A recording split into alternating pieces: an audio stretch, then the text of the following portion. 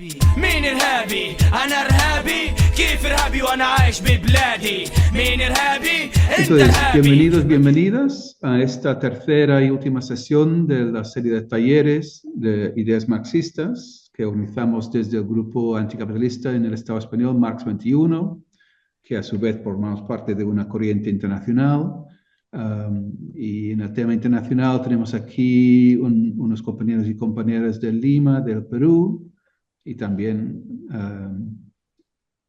de diferentes partes del Estado español, que según las definiciones de cada uno son un país o varios.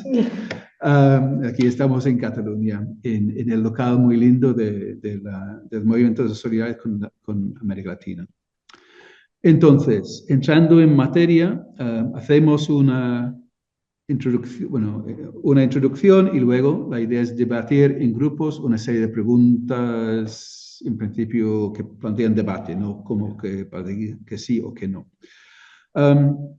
Esta sesión va del Estado, la revolución y la organización política. Por cierto, me llamo David Carvala y soy activista de UCFR aquí en Cataluña.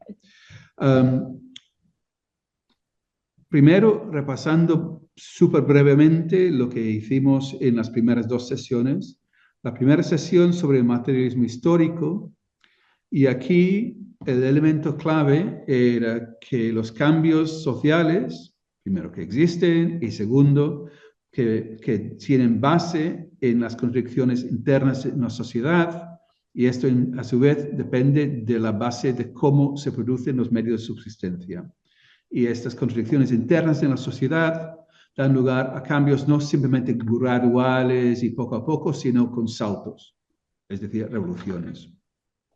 Pero este salto de una sociedad a otra no es automático, sino que depende de las luchas, la organización de las diferentes clases en lucha, y puede llegar a simplemente colapso de la sociedad, puede llegar al pase a otro modelo. Esa fue la primera sesión. La segunda sesión sobre la economía, y hablando de la economía marxista, se puede hablar como casi rollo matemático, con cifras y álgebra y tal, y seguramente es importante, pero la clave, insisto, y se insistió en la sesión, es que el valor de cambio, lo que produce los beneficios, viene del trabajo humano, de la clase trabajadora, que la relación salarial es de por sí explotativa, y que el funcionamiento del capitalismo, con el crecimiento que produce, pero conlleva a contracción que lleva a caída de la tasa de beneficios, con lo cual a medio o largo plazo el capitalismo entra en crisis. Entonces tenemos una sociedad que tiene contradicciones internas, que tiene tendencia a la crisis, que crea la posibilidad de un salto hacia otro tipo de sociedad, que esperamos que sea una sociedad socialista, pero que este salto no es automático. Y por tanto, esta tercera sesión trata del Estado, la revolución y la organización política que necesitamos para impulsar estos cambios. Entonces voy a hablar en tres bloques, pues primero sobre Estado, segundo sobre la revolución y tercero sobre la organización política. Y aquí, sobre el tema del Estado, que ya en la primera sesión comentamos que en la historia humana, que había habido, no sé, según los cálculos, 90.000 años o 190.000 años de sociedades muy de cazadoras y recolectoras, donde no había asentamientos fijos, no había producción activa en el sentido de poder acumular cosas. Y este paso se dio hace unos 10.000 años, la revolución neolítica se llama, y se empezaron con asentamientos, cultivo de cosechas y animales domésticos y tal. Y esto fue el inicio de la propiedad privada y a la misma vez el inicio de las clases sociales y el inicio, bueno, como decía Engels en su libro El origen de la familia, la propiedad privada y el Estado. Entonces, analizó estos tres elementos como producto de este cambio. Comentamos un poco el tema en la primera sesión, pero aquí quería enfocarme en el tema del Estado, porque al surgir por primera vez una clase dirigente, una clase que vive de su control sobre los medios de producción, vive de lo que saca del trabajo de la mayoría de la sociedad, esta minoría necesita algún instrumento para mantener su poder, para permitirla seguir explotando, y este es el Estado. Entonces, el Estado como tal es una estructura creada por una clase dirigente para mantener su poder sobre la sociedad. Entonces, no es una familia feliz, no es... Bueno, a esto llegamos. Esto es una cosa general. La forma específica del Estado será diferente en diferentes tipos de sociedad. Que si hablamos de los modelos que más analizó Marx, hablando de Europa, que eran las sociedades antiguas esclavistas, el feudalismo, luego el capitalismo, en otros estudios, creo que hacia el final de sus vidas, se puso a estudiar otras sociedades en otras partes del mundo. Un compañero nuestro hizo un libro sobre la historia del mundo y tuvo secciones muy interesantes sobre el Imperio Chino y otras cosas. Entonces, la forma específica del Estado será muy diferente en diferentes sociedades, pero lo que tiene en común es que es un Estado, en la definición marxista, es un instrumento de una clase dirigente para dominar el resto de la sociedad. El Estado capitalista, pues, tiene puntos en común con otros y cosas específicas, que sigue siendo el instrumento de una clase dirigente, la burguesía, pero en el capitalismo finge ser como una cosa por encima de la sociedad, como representando el interés nacional.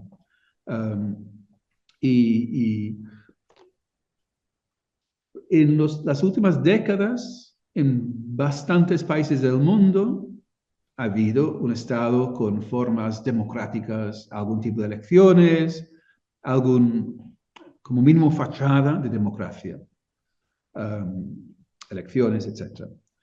El problema es que el Estado no se somete a elecciones, porque en cada Estado puede haber diputados o diputadas, puede haber un presidente o presidenta elegida, pero el Estado como tal es independiente en gran medida de las personas elegidas. O sea que hay ejército, tribunales, autofuncionariado que no se someten a elecciones y según el momento pueden decidir actuar según les parezca bien a ellos y no en función de lo que diga un gobierno de izquierdas, por ejemplo.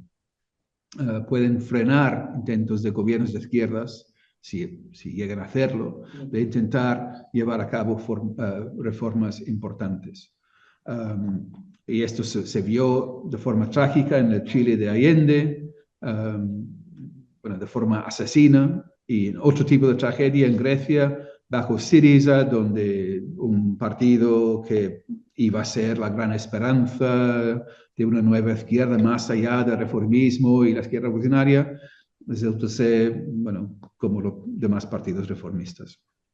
Pero bajo la presión del Estado, en ese caso el Estado europeo.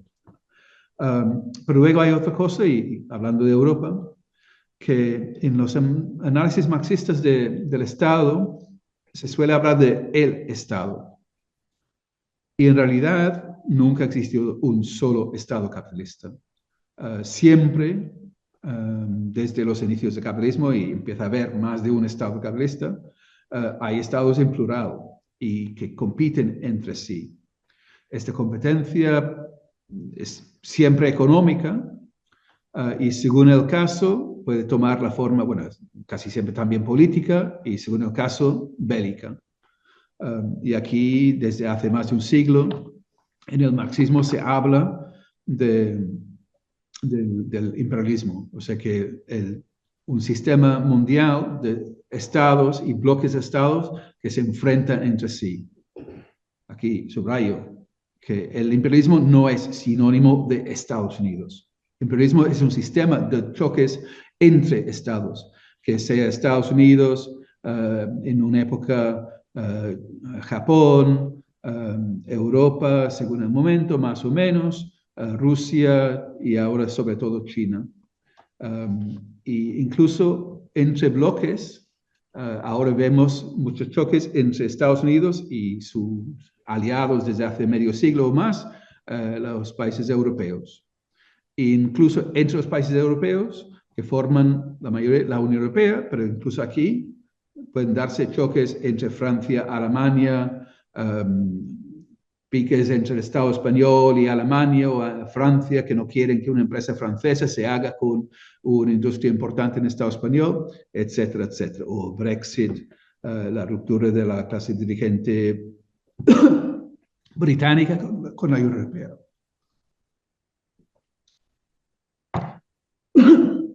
Y todo este análisis del Estado, también en nuestra corriente como mínimo, cuadra con el análisis de los países del este. O sea, la URSS fue un capitalismo Estado. No era cuestión, mira, dentro de este país existe socialismo, existe capitalismo. No, es parte de un mundo capitalista y aquí el Estado y el capital de la URSS se habían fusionado totalmente y compiten en el escenario mundial con otros estados capitalistas. En Estados Unidos, de hecho, ya hace casi un siglo que las grandes empresas y el Estado funcionan como un bloque que había una cita, no sé cuándo la guerra de Irak, que los intereses de, no sé si General Motors o alguna gran empresa son los intereses de Estados Unidos. Y ahora lo hacen de forma aún más descarada, con un millonario Trump en la presidencia y otro multimillonario loco facha, con algún cargo aún por definir, con su nueva motosierra que le ha regalado Milei. Entonces, por todo esto, hay que decir que algunas teorías que estaban flotando por ahí hace 20 años, cuando inició el movimiento antiglobalización, después de unas protestas importantes en Seattle, había nuevos movimientos interesantes que se llamaban ATTAC o Campaña contra Deuda Externa. Había un libro importante de Tony Negri y Michael Hart que se llamaba Imperio y argumentó que esto del imperialismo es una cosa del pasado, que ahora el mundo es como si fuera simplemente un gran mercado sin distinciones nacionales, sin fronteras. Este libro salió en 2000, la guerra de Afganistán pasó en 2001 y la guerra de Irak empezó en 2003, entonces la idea de un mundo sin estados, bueno, quedó más que desfasada. Pero desde nuestra visión no había confusión en absoluto. El problema político en ese momento que con esta visión de que los estados ya no importan, implicaba una política que ignoraba los estados y el problema de los estados. Ignoraba en la práctica el problema de la guerra, que en 2003, el 15 de febrero de 2003, hubo la mayor movilización antiguerra en la historia y fue internacional. Y me acuerdo de estos sectores que decían esto del Estado ya no importa tanto, se oponían a convocar una manifestación centrada en lo de no a la guerra, que querían una gran lista de compra sobre el FMI, sobre el Banco Mundial, sobre la deuda, sobre esto, sobre el otro, porque esto de la guerra no era importante. Entonces, estos debates tienen su importancia porque si hubieran ganado el debate ellos, no se habría producido esta enorme movilización. Aquí en Barcelona fuimos 1,5 millones de personas en la calle convocadas por los movimientos sociales. Entonces, los estados siguen siendo un elemento importante del capitalismo actual y ahora que en Europa están hablando de subir el gasto militar a 5% del PIB y dicen a costa de servicios sociales, salud, educación, pues no se puede negar la importancia del Estado. Y por tanto, si queremos un cambio social fundamental, si queremos superar el capitalismo, instaurar una sociedad basada en las necesidades de la gente y no de los beneficios, sigue siendo necesario derribar el Estado. Y esto sirve a lo que llaman revolución, porque derribar el Estado es imposible mediante la reforma y llevar a cabo reformas realmente importantes tampoco es posible dentro del sistema capitalista. Esto se vio en Venezuela, que podían llevar a cabo algunas reformas mientras tenían mucho dinero de la exportación del petróleo, que también es otro problema, pero cuando bajaron los precios del petróleo ya no podían hacerlo. En fin, paso intento que sea más breve la siguiente sección, sobre la revolución. Y hablando de revolución, quizás sería útil empezar hablando de lo que no es una revolución, desde nuestro punto de vista como mínimo. Un gobierno de izquierdas que plantea reformas radicales, como Venezuela, pues bien, pues con aspectos positivos, pero no es una revolución. O sea, un gobierno elegido que lleva a cabo reformas desde arriba no es revolución en nuestro punto de vista. Tampoco una lucha guerrillera que logra derivar un Estado, más bien un régimen ya un poco desgastado.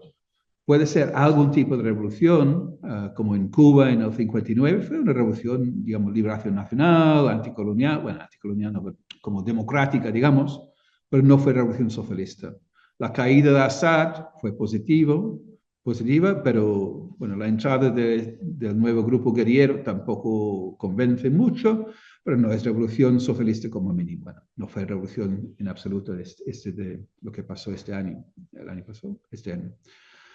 No ofrece posibilidades de superar el capitalismo. Entonces, y tampoco ir a vivir en un pueblo en las montañas es revolución. Una revolución en nuestro sentido significa cuando una parte importante de la clase trabajadora y típicamente de otros sectores también se pone en lucha. Y este es un proceso que suele empezar con una explosión espontánea, que podía ser por 1000 motivos, que pueden ser una cosa muy, muy específica, una propuesta de ley, una demanda muy específica, o puede ser una exigencia mucho más general. La clave es que con esta explosión, digo, típicamente espontánea, lleva a mucha gente a implicarse en la política y a concienciarse, a plantearse cómo intervenir para cambiar las cosas. En alguna frase alguien dice que las masas entran en el escenario de la historia, que ya no somos simplemente pasivos mirando la tele a ver qué dicen los políticos, qué van a hacer los partidos, sino que nosotros mismos y nosotras mismas empezamos a intervenir en las cosas. Y este proceso de explosión social se produce bastante a menudo a nivel internacional y mirando un plazo bastante largo, del 1968 en casi todo el mundo, en los siguientes años, en 1989, Europa del Este, pero también en Argelia. Creo que la primera intifada en Palestina fue 88-89, en más sitios. En 2011, lo que se llama la Primavera Árabe, y en el Estado español, y más recientemente, pues lo que comenté antes, el movimiento antiglobalización y antiguerra de 2001-2003, con millones de personas en la calle y a veces con demandas muy radicales. 2011, el 15M, en Cataluña, con sus diferencias. En 2017, la movilización por la independencia, una serie de movilizaciones enormes, cierta organización en los barrios. Yo diría quizás un punto álgido, el 3 de octubre, una huelga general enorme en Cataluña, en protesta a la represión que se había producido contra el referéndum del 1 de octubre de 2017. Entonces, estas cosas ocurren, estas movilizaciones enormes ocurren, a veces con mayor nivel y otros más modesto, pero se ocurren. La cuestión es que solo en un caso se llegó al siguiente paso, que es una revolución socialista, que es lo que pasó en Rusia en octubre del 17. Y aquí en Rusia, en febrero de 1917, hubo una explosión espontánea. Espontánea más o menos. Fueron mujeres trabajadoras radicalizadas que declararon huelga para el Día Internacional de las Mujeres, que según el calendario ruso caía a finales de febrero. Y de hecho consultaron a los dignatarios locales del partido bolchevique, de no, esto es muy arriesgado, no lo hagan, lo hicieron y desataron la revolución de 1917. Se volvieron a formar los soviets que habían surgido en otra revolución en 1905. Cayó el zar, que había estado en poder, o diferentes zares durante siglos. pero solo abrió el proceso. Hubo un nuevo gobierno reformista que se negó a acabar con la guerra, se negó a entregar las tierras a los campesinos, se negó a liberar los países oprimidos. Y dentro de esta situación, el partido bolchevique logró aumentar su apoyo participando en las luchas en los soviets, aun cuando tenían mayoría reformista, y teniendo que navegar, digamos, entre diferentes presiones. Por un lado, gente que quería simplemente apoyar al gobierno reformista, porque la primera vez en la historia que Rusia tenía un gobierno medianamente democrático y medianamente de izquierdas, fácilmente podían simplemente entrado en, no sé, ¿por qué no?, una coalición progresista, el gobierno más progresista de la historia de Rusia. Los bolcheviques decían que no, que este gobierno al final tenía que caer, porque sigue siendo un gobierno capitalista. Y el lema que ganó Lenin fue todo el poder a los soviets. Otras complicaciones, que hubo intentos de gente muy de izquierdas de simplemente declarar una insurrección ya, porque estamos hartos. Y el partido bolchevique diciendo que esto estamos hablando mediados de 1917, Lenin tenía el lema todo el poder a los soviets, paz, pan y tierra, pero otro lema que se conoce menos, que era explicar pacientemente. Es decir, que no era que el partido declare la nueva revolución en su nombre, sino tiene que ganar a la gente con experiencia de las luchas cotidianas, que se produjeron muchas, y los debates sobre la necesidad de saltar a una sociedad socialista. Y que no podían hacerlo como partido bolchevique por sí solo. Hubo un intento en julio de 17 de una especie de media insurrección que conllevó gran represión, Lenin en el exilio, Trotsky en la cárcel, y luego vino un intento de golpe de Estado, lo que habrían producido primer sociedad, primer sistema capitalista, fascista del mundo, si hubieran ganado. Y aquí también una lección muy importante, que los bolcheviques, teniendo sus dirigentes en la cárcel, los reformistas decían que nosotros no tenemos las fuerzas para parar este golpe de Estado, golpe militar. Ustedes, los bolcheviques, sí que tienen el apoyo de los trabajadores y los soldados como para parar este golpe. Entonces, los marineros fueron a visitar a Trotsky en la cárcel y dijeron, bueno, ¿qué hacemos? Pues ustedes en la cárcel, ¿cómo vamos a proteger este gobierno? Y Trotsky dijo, no, que hay que luchar contra este golpe militar, pero sin apoyar políticamente el gobierno. No vamos a decir, este gobierno es súper guay, progresista, chachipirul. No, este gobierno es lo que es, pero vamos a luchar codo con los reformistas contra el golpe de Estado.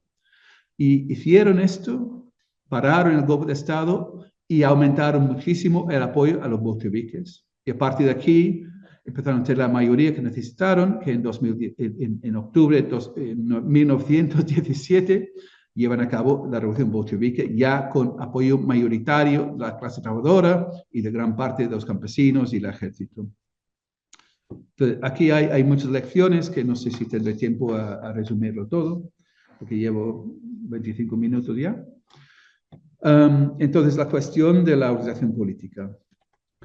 Y sobre organizaciones políticas y revolucionarias hay muchos comentarios, muchos tópicos que se podría decir también. Pero yo creo que las experiencias de los bolcheviques, salvando las mil diferencias, dan muchas lecciones de la necesidad de ser un partido activo, que intervenga. Bueno, intentaré resumirlo desde mis apuntes. Primero, que el modelo de organización bolchevique cambió mucho a lo largo del tiempo. Que típicamente el modelo bolchevique es el comité central, todo muy estructurado, muy controlado desde arriba, profesionales y tal. No, en un momento un poco así, en otro momento fue una cosa más laxa, en un momento fue un grupo muy pequeño, clandestino, en otro momento era un partido de masas. Entonces no hay una forma organizativa muy fija que depende de la situación. Pero sí, siempre se mantenía la importancia de una organización de lucha que está por una revolución socialista, no es que la mitad está por revolución y la mitad no. Orientación en la clase trabajadora, oposición a toda opresión. Esto sí que es básico. La forma organizativa podía cambiar, pero la idea de tener una visión clara política básica era central. Y segundo, que huyeron del sectarismo, que siempre que podían participaban en luchas amplias, donde había posibilidad de lucha sindical, lo que comenté del golpe militar, apoyaron la lucha contra el golpe militar, aunque el golpe militar iba contra los reformistas.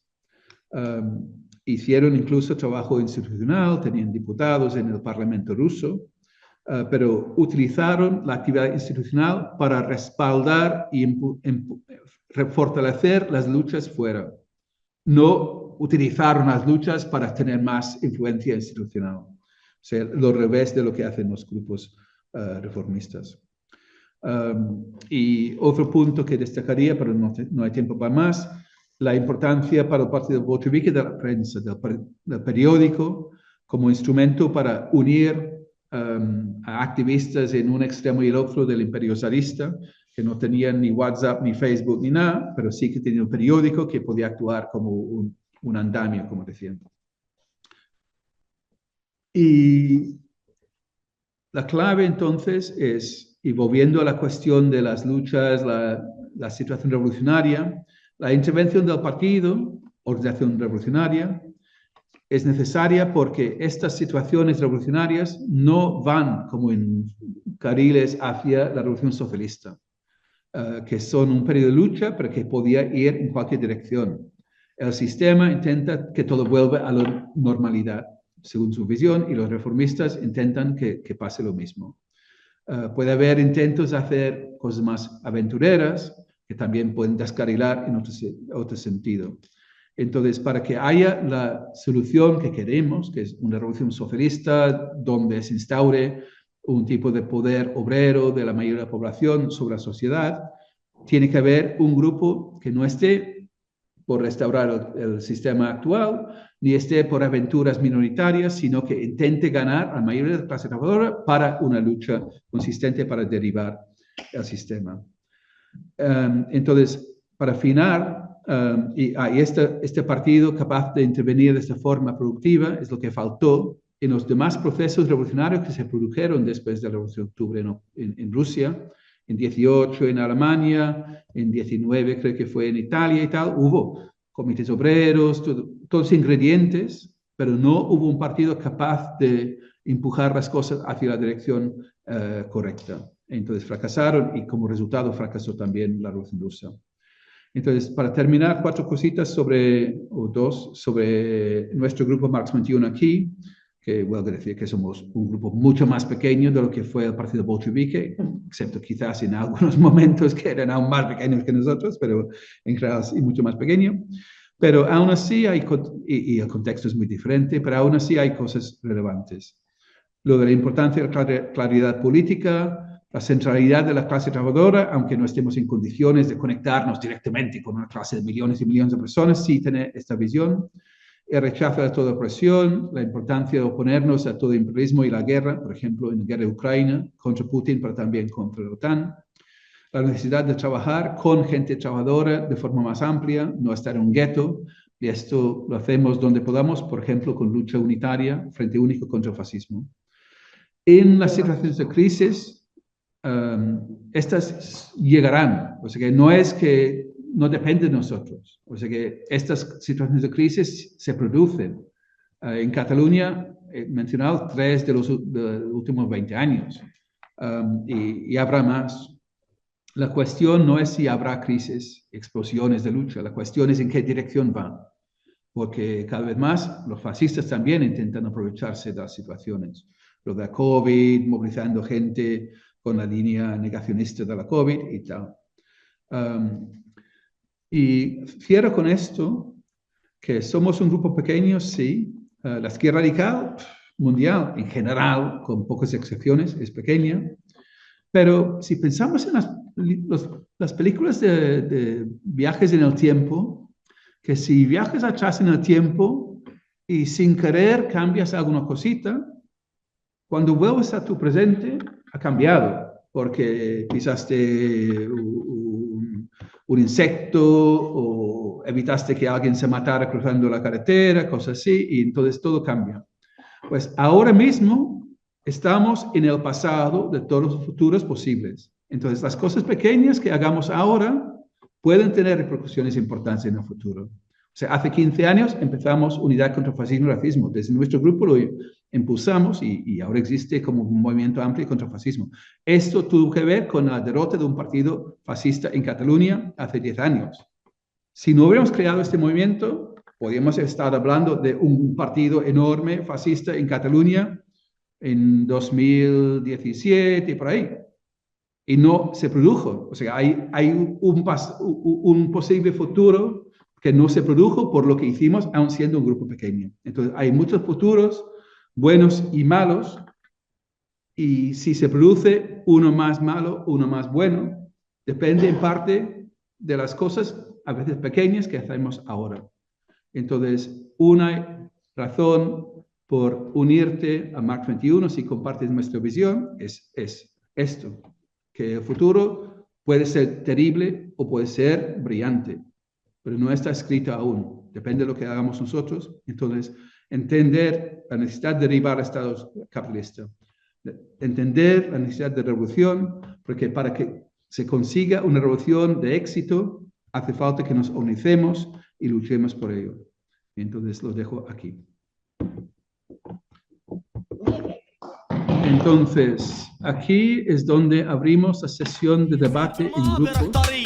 ديمقراطية والله انكم ناسية من كثر ما اغتصبتوا النفس العربية حبلت ولدت ولد اسمه عملية انفجارية